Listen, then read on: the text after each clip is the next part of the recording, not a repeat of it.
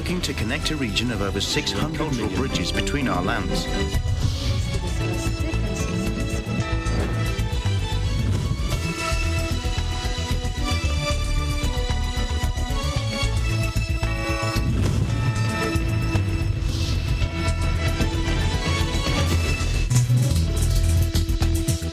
Hello, I'm Esther Adanga. Welcome to ASEAN in Focus. Hi, I'm Faye Barta, bringing you the news in the dynamic ASEAN region. And on today's headlines. Myanmar's junta will annihilate coup opponents, Army Chief Min Aung Hlaing said at the military stage a show of force on the anniversary of its bloodiest crackdown so far on democracy protests.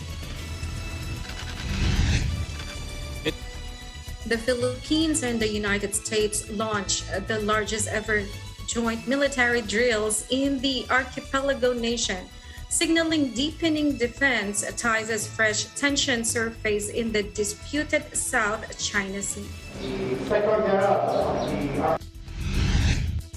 In a new report, the UN Trade Investment and Development Agency, or UNCTAD, warns that the conflict raging in Ukraine is causing a global economic slowdown that is hitting developing countries the hardest. And the Iglesia Ni Cristo members successfully held the blood donation campaign with the Thai Red Cross. Center Thai Red Cross Society.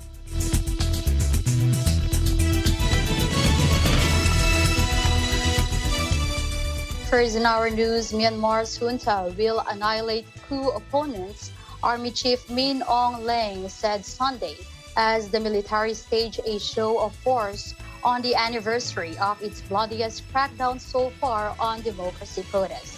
Take a look.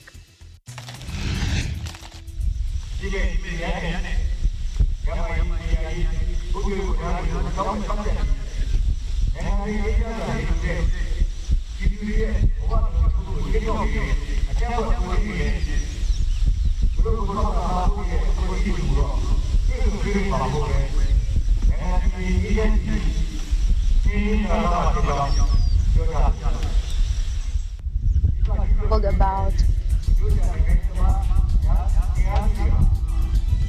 Min Aung Hlaing told about 8,000 assembled security personnel that the army would not let up. The military will no longer negotiate and annihilate until the end. Groups fighting to overturn its rule, he said ahead of the Armed Forces Day procession in army-built capital Naypyidaw. Jets flew overhead trailing the yellow, red, and green of the national flag, while state media showed women lining the streets leading to the parade ground to give flowers and place garlands on the marching soldiers. Armed Forces Day commemorates the start of local resistance to the Japanese occupation during World War II and usually features a military parade attended by foreign officers and diplomats. And the United States and Britain on Friday announced new sanctions against the Myanmar military that are intended to coincide with the anniversary of a bloody crackdown on protests following last year's coup d'etat. And brutality and oppression have become trademarks of the Burmese military regime's rule, as Undersecretary of the Treasury for Terrorism and Financial Intelligence Brian Nelson said in a statement. And I quote, "Treasury is committed to holding accountable those who are responsible for the ongoing violence and repression." Washington's sanctions target 2 military commanders, an infantry division, as well as 3 businessmen and 4 businesses. London targeted the new Air Force chief and a businessman who acts as the honorary consul of Belarus, as well as a businessman and firm that the United States sanctioned, and even among others. They were announced around the 1-year anniversary of the military killing of scores of protesters amid protests on Myanmar's annual Armed Forces Day. Detained former Myanmar leader Aung San Suu Kyi has skipped 3 days of her trial in a junta court after COVID-19 was detected among her staff and she was placed in quarantine, a source with knowledge of the case said Monday. Currently on a trial for alleged corruption, breaching Myanmar's Official Secrets Act and pressuring the Election Commission, Suu Kyi has not appeared in court since last Sunday, according to a legal source. Her lawyer said Suu Kyi and her personal staff have been fully vaccinated against COVID-19 since being taken into military custody. Suu Kyi was previously sentenced to a total 6 years in jail for incitement against the military, breaching COVID-19 rules and breaking a telecommunications law, although she remains under house arrest while she fights other charges.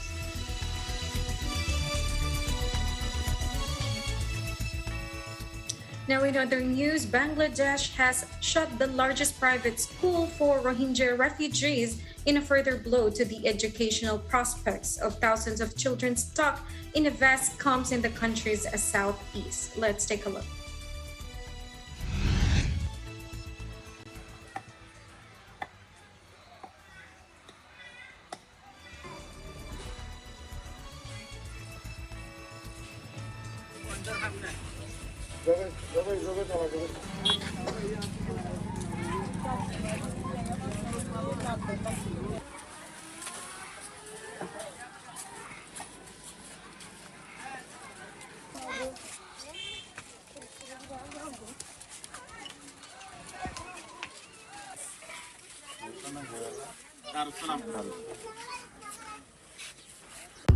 দুনিয়ার মধ্যে ইনসান অধীনত অনেক dream wish থাকে কিন্তু উইশিয়ান ফুরা করতে আমাকে এডুকেশন দিয়ান জরুরত কিন্তু আমি কেমন আত্মীয় কান অ্যাম্বিশন আছে জীবনে কি আত্মীয় ডাক্তার বনতে মনে হয় কিন্তু এখন সাইড দিয়ে আর আজ প্রপার এডুকেশন না পারে আর ইভেন ক্লাস 10 অফ মাট্রিকুলেশন অফ ফার্স্ট গই না পারে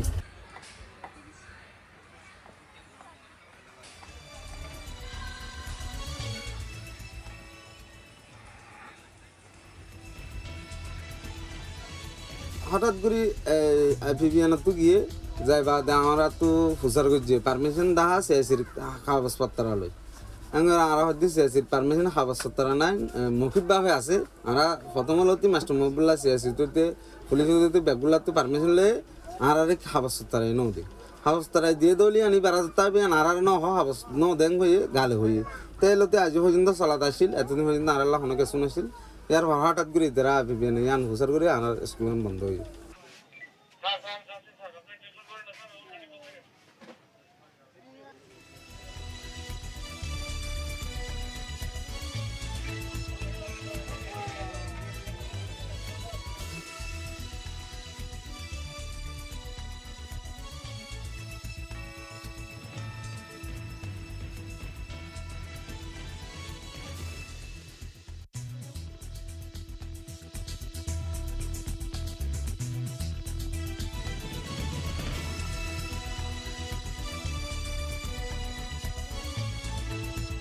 In other news, Singapore's top court Tuesday dismissed a mentally disabled man's last-ditch appeal against the death sentence despite a storm of international criticism. A challenge to previous decisions in the case of Nagentran K. Darmalingam and a bid to get proceedings delayed for a psychiatric assessment were both rejected, said Chief Justice Sundaresh Menon at the Court of Appeal. The attempt to get a further assessment amounted to a blatant and egregious abuse of court process aimed at delaying the execution, he said. Nagentran was arrested in 2009 for trafficking a small amount of heroin in the city-state, which has some of the world's toughest drugs law, and handed a then-mandatory death sentence the following year.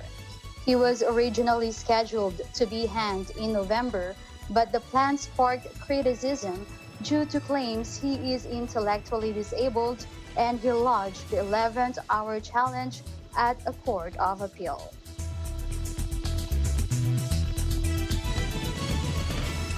And in the Philippines, And the United States launched the largest ever joint military drills in the archipelago nation, signaling deepening defense ties as fresh tensions surface in the disputed South China Sea. Take a look.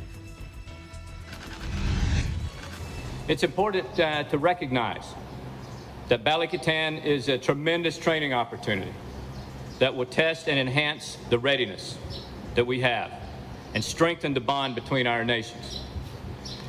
Many of the service members participating in this year's exercise have trained together before. So in many ways, it's like old friends coming together to train together again, reconnecting with people that we call brothers and sisters now. With this big a number of participants, it is with pride to note that this year's exercise will be the largest attended activity ever to be conducted over the years.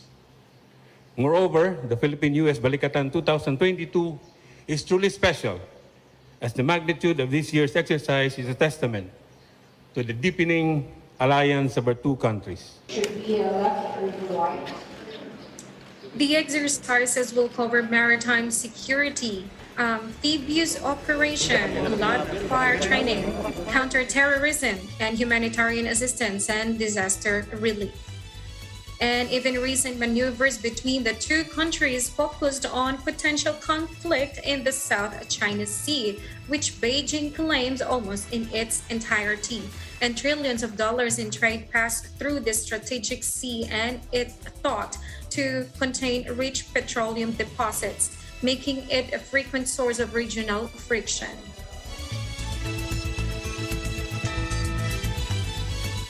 On the eve of the joint drills, the Philippine Coast Guard accused its Chinese counterpart of steering one of its ships within meters of a Filipino patrol boat near the disputed Scarborough Shoal, a flashpoint between the two countries.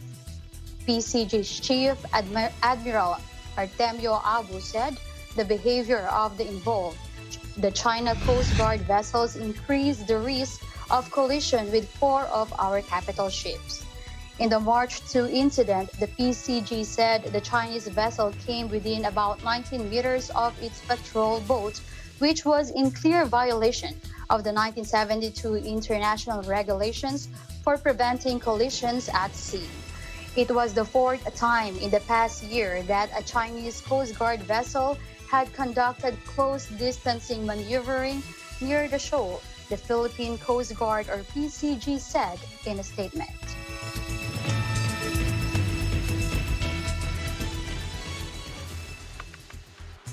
And the news continues here in ASEAN in Focus. We will be back right after this.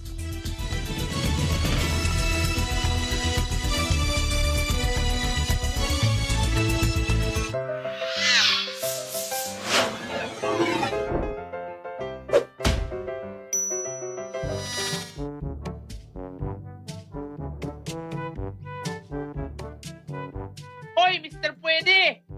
Masama at bawal ang pag-inom! Diyan ka na naman sa kakabawal mo, Mr. Bawal eh. Napaka-KJ mo. Walang magandang dulot ang pag-inom! Lalo na't eleksyon ngayon! Bawal yan! Ayon sa Omnibus Election Code, ang pagbibenta, pagbili o pag-inom ng alak sa araw ng eleksyon ay isang election offense. Inggit ka lang! Oye, oye!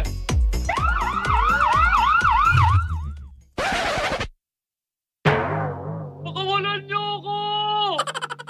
Hindi na ako uulit! Hay nako! Nasa uli talaga ang pagsisisi. Don't drink and vote.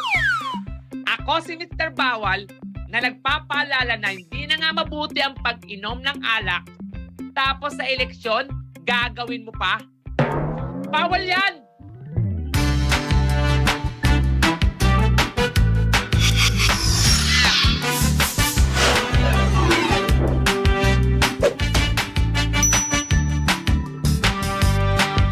A public service message of Net25 for Mata ng Halalan 2022. Matatag, matapang, matapat.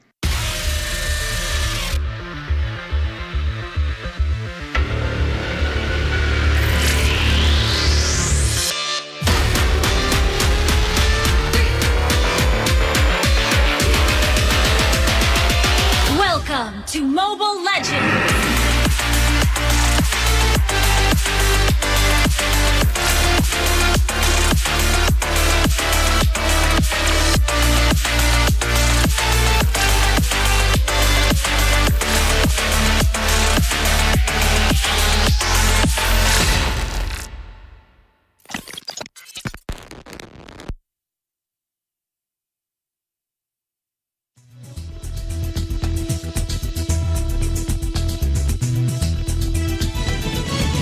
Welcome back to the program.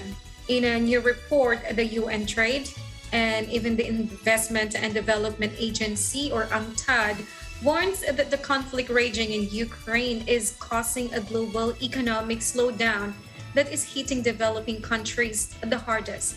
UNCTAD Chief Rebecca Greenspan demands a coordinated international response to help poorer countries weather the crisis. And let's take a look. Net importers of food are the ones that will suffer more.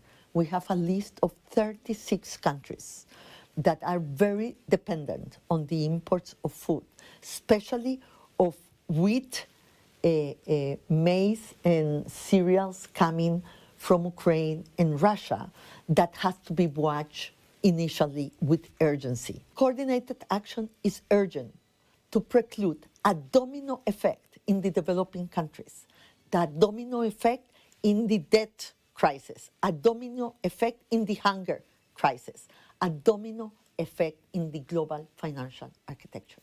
They are more restricted now than they were in the pre-COVID.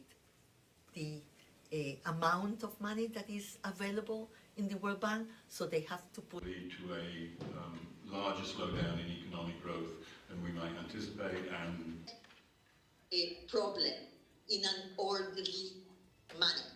The common framework reserves increasing their interest rates to counteract the inflation. Double positive effect from rises of commodity prices. They are more restricted now than they were in the pre-COVID. The amount of money that is available in the World Bank, so they have to put lead to a larger slowdown in economic growth than we might anticipate, and a problem in an orderly manner. And we now go to the latest in the Russia-Ukraine conflict. Ukrainian forces have liberated the Kiev suburb of Irpin, the country's interior minister said in televised remarks. But fighting appeared to be continuing around the area, with AFP journalists hearing around 20 shell explosions in quick succession by the road leading into Irpin. Western experts describe the loss of Irpin as a significant setback for Russian forces who are still trying to regroup and after a failed first attempt to encircle the capital. It is now more than a month since Russian President Vladimir Putin's tanks rolled into Ukraine, hoping to cripple or oust the democratic government in Kiev.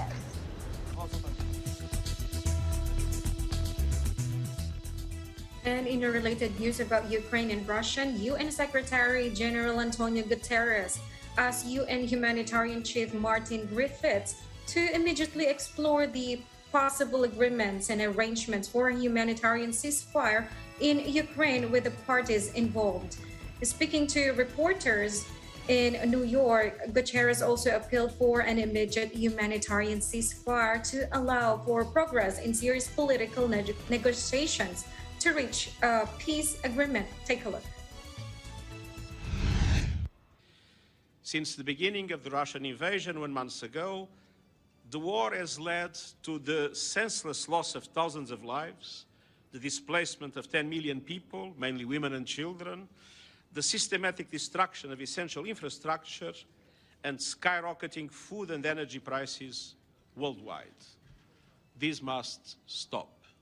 The solution to this humanitarian tragedy is not humanitarian, it is political. I'm therefore appealing for an immediate humanitarian ceasefire to allow for progress in serious political negotiations aiming at reaching a peace agreement based on the principles of the United Nations Charter. A cessation of hostilities will allow essential humanitarian aid to be delivered and enable civilians to move around safely. It will save lives, prevent suffering, and protect civilians. Thousands of Ukrainians have been killed and around 10 million have fled their homes since Russia's invasion in February 24. And Guterres condemned the civilian toll and displacement, as well as the destruction of Ukraine's infrastructure and global ripple effects of the conflict that have sent food and energy prices soaring. And even last week, the UN General Assembly adopted by an overwhelming majority a non-binding resolution that demands an immediate halt to Russia's war in Ukraine. Talks between representatives of both sides in Turkey have so far failed to produce a hoped-for ceasefire. And Ukrainian authorities have sounded the alarm ahead of their resumption this week over the dire humanitarian crisis in the besieged city of Mariupol.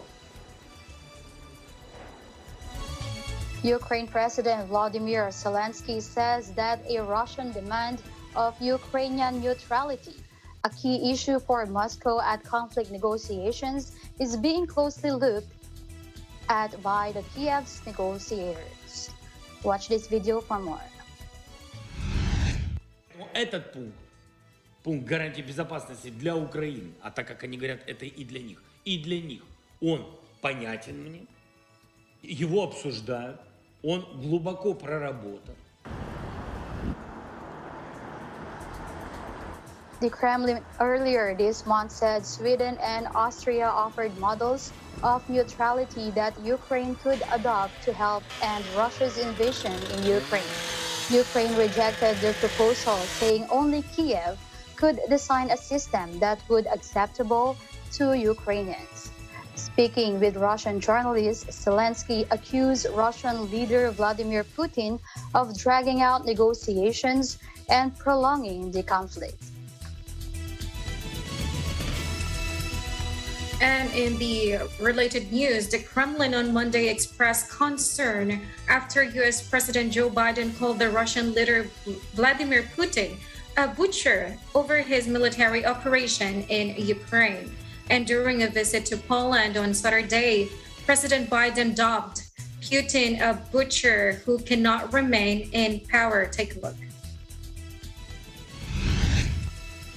You know, you're dealing every day with Vladimir Putin. And look at what he's done to these people. What does it make you think? He's a butcher. He's a butcher.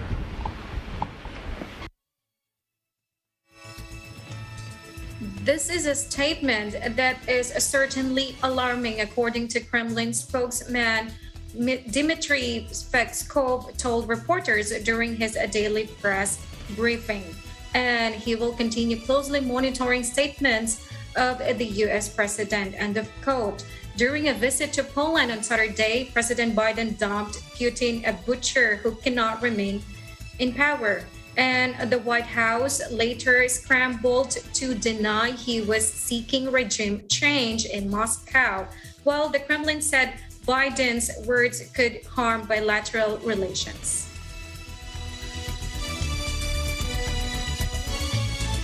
More news around the ASEAN region, please stay tuned. We'll be right back.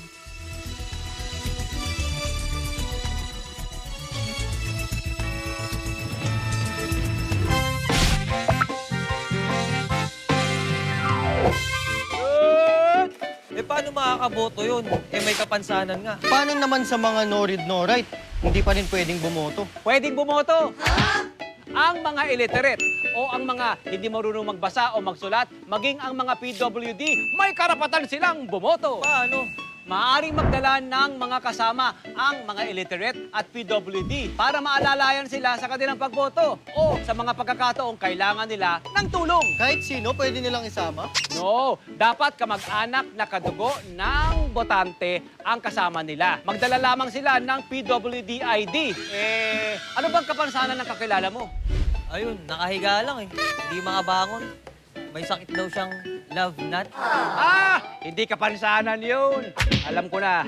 Eto sa balutamol. Balotromycin. Pakainin nyo para ganahan. Para sa karagdagang kaalaman, makipag-ugnayan lang sa pinakamalapit na barangay o bisitahin ang COMELEC website. A public service message of Net25 for Mata ng Halalan 2022. Matatag, matapang, matapat. Alam namin ang iyong pagsisikap. Dama namin ang iyong mga sakripisyo. Kita namin ang pagharap mo sa bawat pagsubok. Kaya sa kabila ng mga hamon ng buhay, nandito kami para umalalay. Kasi katulad mo, gusto rin namin ang magandang bukas para sa kanya. Hatid namin ang dekalidad na edukasyon at makabagong pasilidad sa abot kayang halaga. Kaya huwag ka na mangamba. Sasamahan ka naming tuparin ang mga pangarap niya.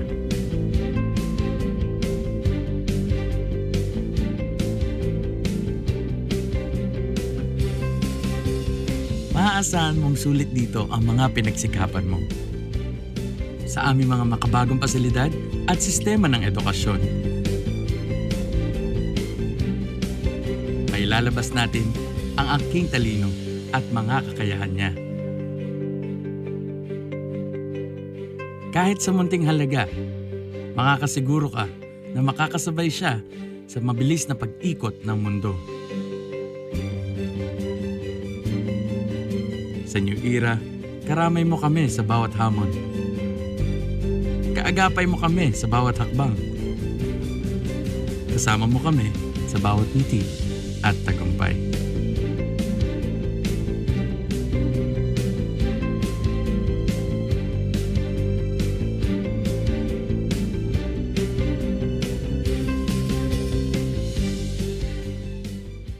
Nang mag-isang dibdib sina Cesar at Elsa, tila sila nang may pinakamasayang pagsasama. Lumipas ang mga taon, matutuklasan nila na walang forever. Hindi ba ako pagod? Nag-drop out sa kolehiyo ang anak mong lalaki at alas 3 pa lang ng madaling araw nagtatrabaho na sa palengke. Ikaw na ama ni ayaw mag-overtime? May kasamang lalaki sa kwartong anak mong babae at di mo pinagsabihan. Wala lang. Kahit napapagod ang puso sa bigat ng pasanin na binabalikat mag-isa, sinikap ni Elsa maitaguyod ang pamilya hanggang sa... Padaan ako.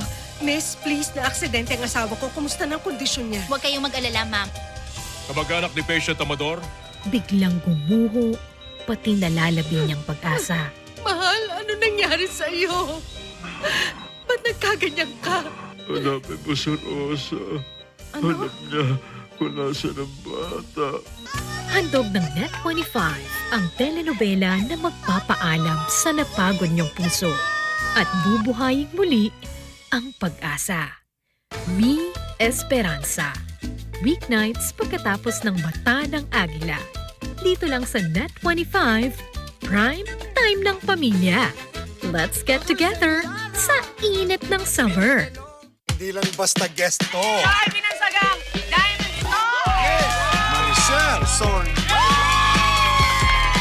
Hi! Hey, how are you? How are you? 3, 2, action! Huwag mo akong makeri-keri. Ang inyong pinakabagong gag show Dito sa Net25. Walang iba, kundi ang... Quezon City! 1, 2, 3.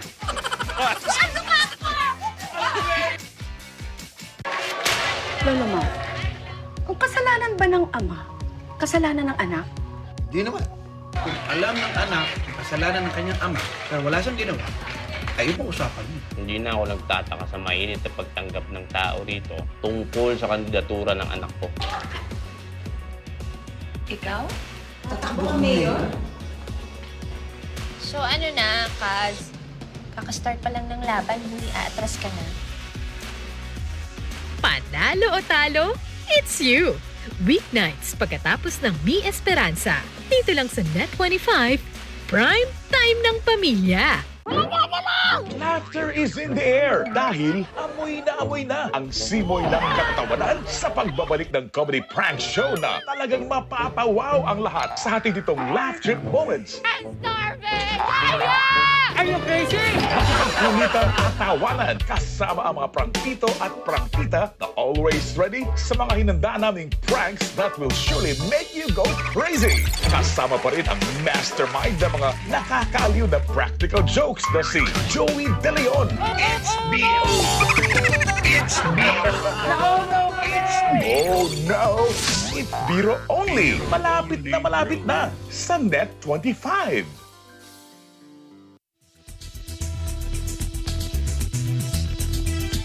Welcome back.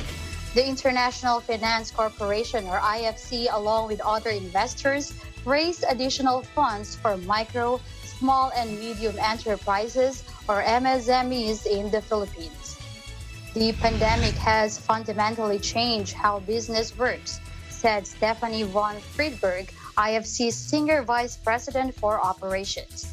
Business that ignore digital technology put themselves at an immediate disadvantage. Our investments will enable grocery to expand digital adoption and financial services for MSMEs, which is critical to keep competitive and for resilient and inclusive recovery. The funds raised through KKR and Pavilion Capital of the Temasek Group and provided to e-commerce startup Grocery aims to increase access to finance the digital transformation of MSMEs, most of which are women-led. With the additional funds, this brings the total investment to $110 million, the largest amount ever in the business-to-business or B2B and MSME space in the Philippines, as well as the region.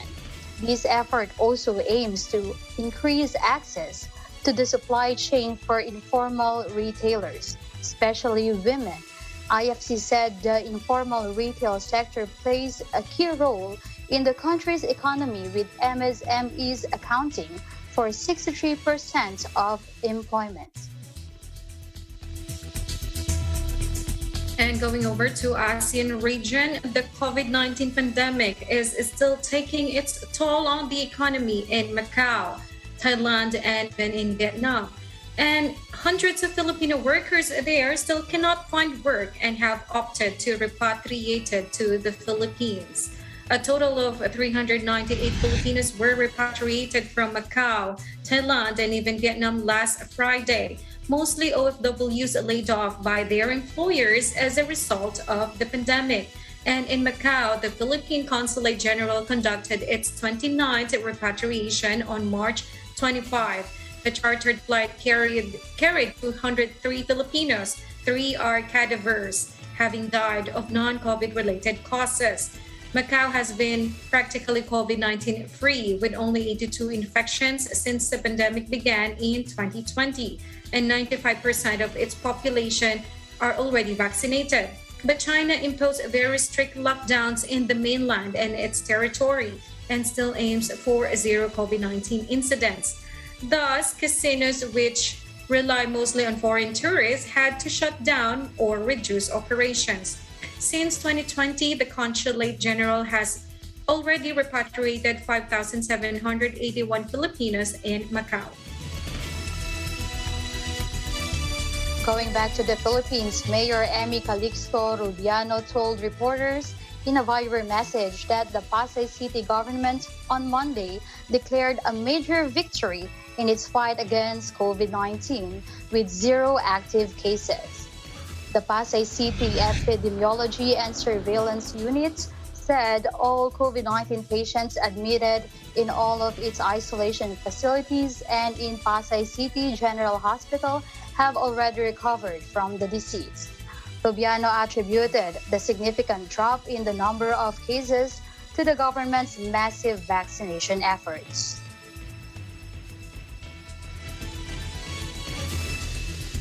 And we have more news for you. Faye and I will be back right after this short break.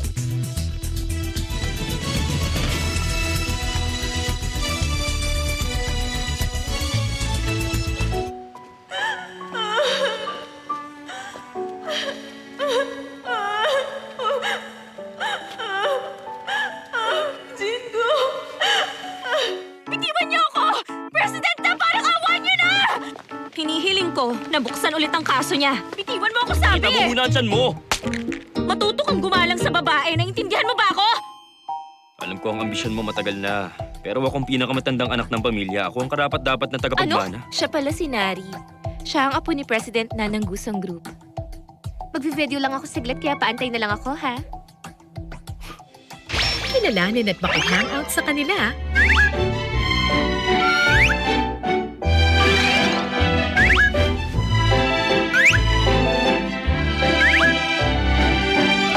Never twice. Weeknights pagkatapos ng panalo o talo, it's you.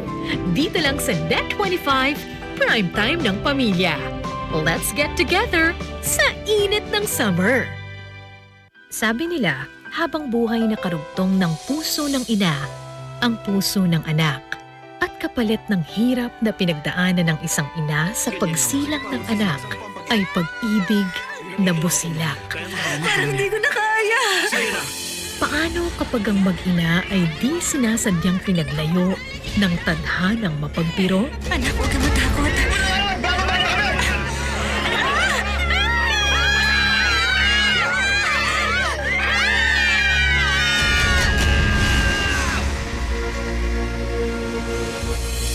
Nico!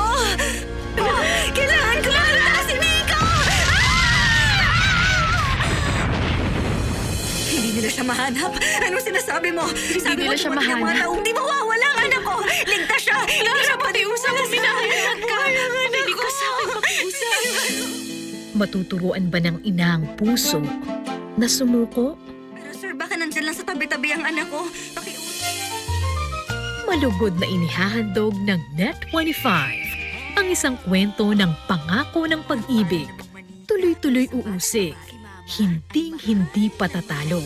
Palabra de Abo. Weeknights pagkatapos ng Never Twice, dito lang sa Net25, prime time ng pamilya. Let's get together sa init ng summer.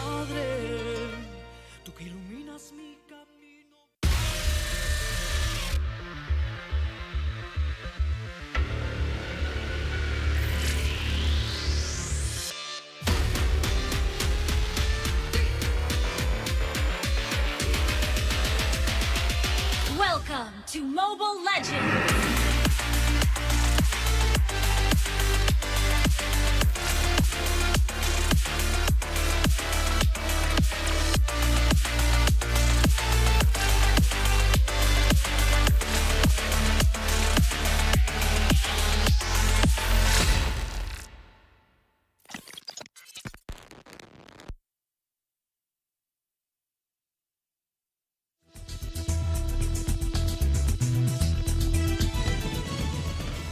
Welcome back to the program. ASEAN and India reaffirmed their commitment to bring their strategic partnership to a greater height at the 22nd ASEAN-India Joint Cooperation Committee and held at the ASEAN Secretariat on 23rd of March. This year is an important milestone in the partnership, marking the 30th anniversary of the ASEAN-India relations and the designation of the year as ASEAN-India Friendship Year. The meeting noted several commemorative activities to mark the momentous occasion and appreciated India for holding the commemorative reception on March 4 to kick off the commemoration of Friendship Year. And the meeting took note of the overall progress in implementing the ASEAN-India Plan of Action from 2021 to 2025. Both sides reiterated their commitment to effectively continue the implementation of the plan of action to ensure the depth and breadth of the engagement between ASEAN and India benefit of the peoples of both sides. Both sides have established an ASEAN-India Project Management Unit at the ASEAN Secretariat in Jakarta as part of the efforts to strengthen effective utilization, management, and execution of the joint programs. Projects funded through ASEAN-India Fund and the ASEAN-India Green Fund.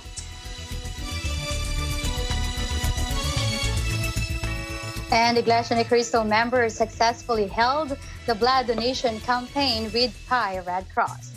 Our correspondent, my partner here, Faye Barta, reports from Bangkok. Members of Iglesia ni Cristo here in Bangkok, Thailand voluntarily donate blood in National Blood Center Thai Red Cross Society.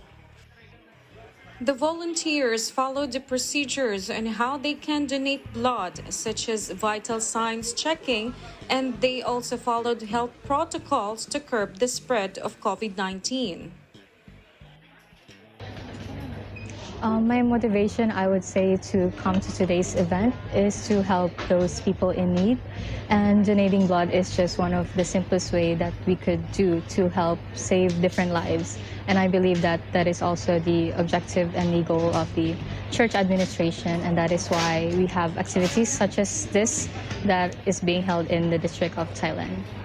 First of all, we thank the Lord God for utilizing the church administration and with the approval of the Executive Minister of the Church of Christ, Brother Eduardo V. Manalo, the District of Thailand successfully conducted this blood donation activity. This socio-civic activity of the Iglesia ni Cristo members in Thailand is a proof that no matter where they are always united with the church administration in doing good to those who are in need. Reporting from Bangkok, Thailand, I am Faye Barta, and we live in interesting times. Thank you, Faye, for that report. Were you able to donate blood too? I wasn't able to donate blood because I was having maybe my kilograms or my weight is not fit or does not fit with the requirements of the Thai Red Cross. I'm just thinking, but I haven't checked yet. How about you? Maybe we'll do it next time. I'm not able to donate too. But next time, of course, we will. And that's the latest news. Yes, and that's the latest news in the ASEAN region. Thank you for joining us today here in ASEAN in Focus. This is Esther Odanga. And before we leave Esther, we would like to greet the mother of Miss Cristel Mapa, who's celebrating her 60th birthday today. Happy birthday, po. And I am Faye Barta from your EBC Thailand Bureau. And we live in interesting times.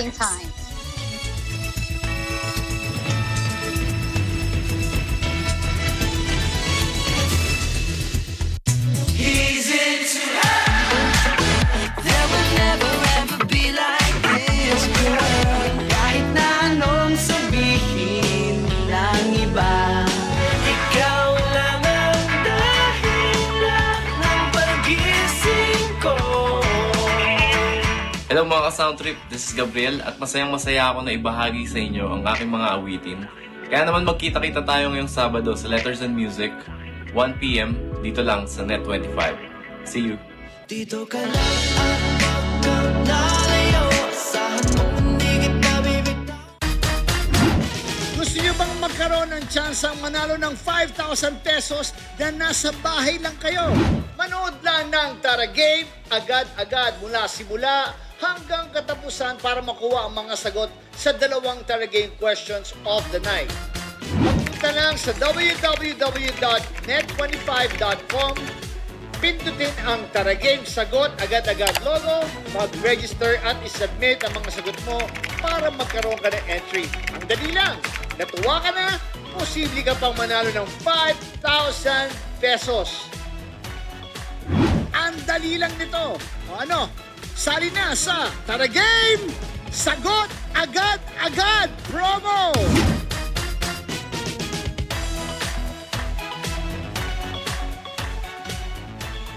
Nang mag-isang dibdib sina Cesar at Elsa, tila sila nang may pinakamasayang pagsasama. Lumipas ang mga taon, matutuklasan nila na walang forever. Hindi ba ako pagod? Nag-drop out sa kolehiyo ang anak mong lalaki at alas 3 pa lang ng madaling araw nagtatrabaho na sa palengke. Ikaw na ama ni ayaw mag-overtime? May kasamang lalaki sa kwartong anak mong babae at di mo pinagsabihan. Wala lang. Kahit napapagod ang puso sa bigat ng pasanin na binabalikat mag-isa, sinikap ni Elsa maitaguyod ang pamilya hanggang sa... Padaan ako. Miss, please, na-aksidente ang asawa ko. Kumusta ng kondisyon niya? Huwag kayong mag-alala, ma'am. Kamag-anak ni Patient Amador? Biglang gumuho, pati nalalabi niyang pag-asa. Mahal, ano nangyari sa iyo? Ba't nagkaganyan ka? Hanapin mo si Rosa. Ano? Alam niya kung nasa ng bata. Handog ng Net25 ang telenovela na magpapaalam sa napagod niyong puso at bubuhayin muli ang pag-asa. Mi Esperanza. Weeknights pagkatapos ng Mata ng Agila. Dito lang sa Net25, Prime Time ng Pamilya. Let's get together sa init ng summer. Lolo Ma, ang kasalanan ba ng ama, kasalanan ng anak? Di naman. Kung alam ng anak ang kasalanan ng kanyang ama, pero wala siyang ginawa, kayo po usapan niyo. Hindi na ako nagtataka sa mainit na pagtanggap ng tao rito tungkol sa kandidatura ng anak ko. Ikaw? Tatakbo kang mayor? So ano na, Kaz? Kakastart pa lang ng laban, hindi aatras ka na. Panalo o talo, it's you! Weeknights pagkatapos ng Mi Esperanza. Dito lang sa Net25, Prime Time ng Pamilya.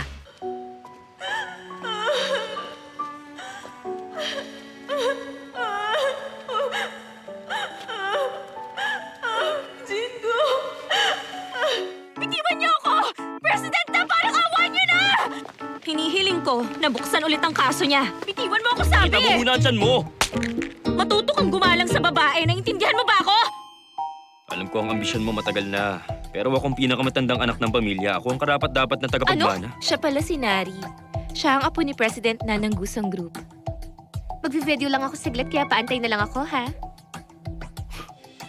Kilalanin at maki-hangout sa kanila.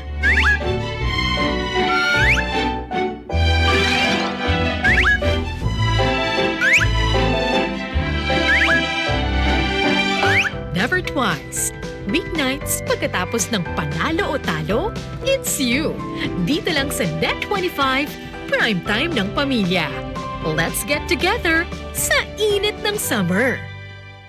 Sabi nila, habang buhay na karugtong ng puso ng ina, ang puso ng anak. At kapalit ng hirap na pinagdaanan ng isang ina sa pagsilang ng anak ay pag-ibig na busilak. Parang hindi ko na kaya. Paano kapag ang mag-ina ay di sinasadyang pinaglayo ng tadhanang mapagpiro? Anak, huwag ka matakot.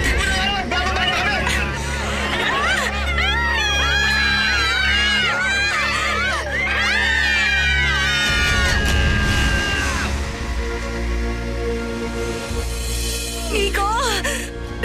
Kailangan ko makita si Nico!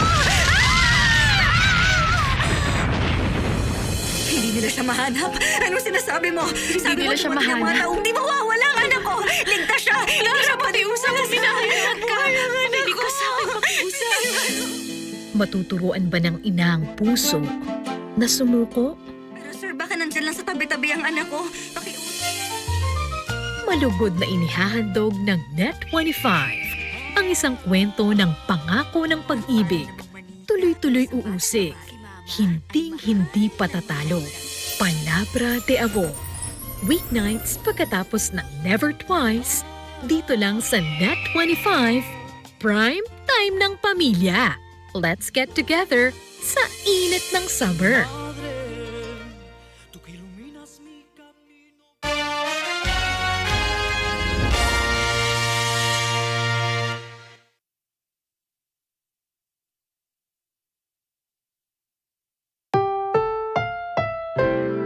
Ang susunod na programa ay rated PG. Ito ay nangangailangan ng patnubay at gabay ng magulang para sa mga batang manonood.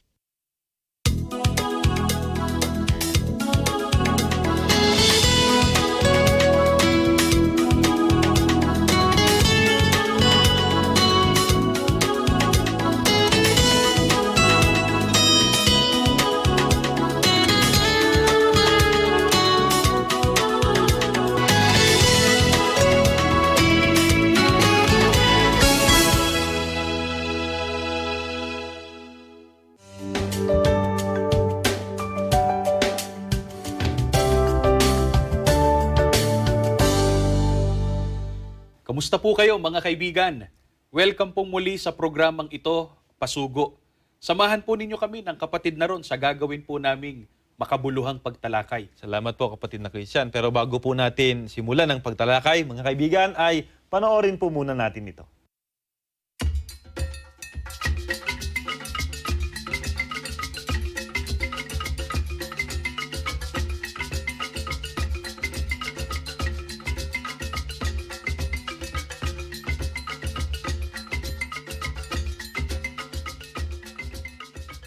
Kabilang po ako sa Tuwali tribe.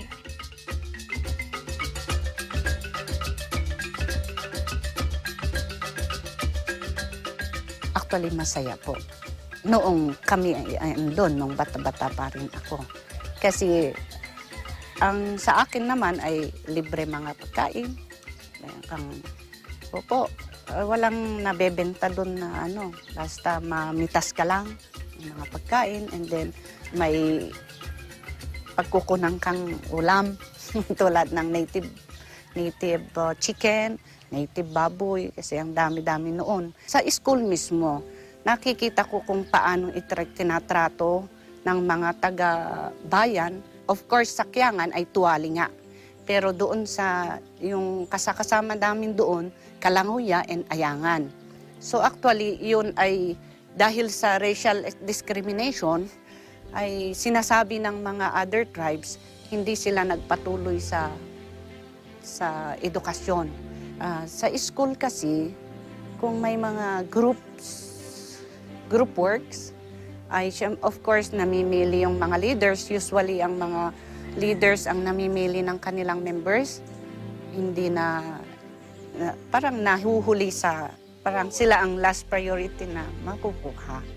Kasi mahiyain sila. Of course, it has to do something with their tribe nga. Yung sila lang ang andun na minority. Nabawasan yung racial discrimination dahil sa yung tinatawag nila na Christian era.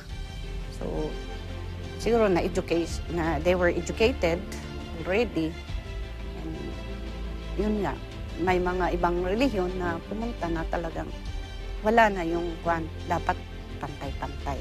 Actually, yung mga tribe na ngayon, sa panahong ito, sila na ang kumbaga ay nagsashine. Marami na ring mga leaders, official leaders na naging, may mga membro ng tribe na yun, Ayangan tsaka Kalanguya, na naging officials. Nakapag-aral na rin sila. Actually, doon sa board member, may mga Kalanguya tribe na. May Ayangan tribe na rin. After graduation ng kolehiyo, ay nagtitinda ng mga prutas dito sa baba. Merong racial discrimination, pero hindi ko pinapansin noon. Because I believe in the majority tribe, kaya andun yung pride na kaya hindi ko pinapansin actually. Palagi silang nagpupulong kung dinidiscuss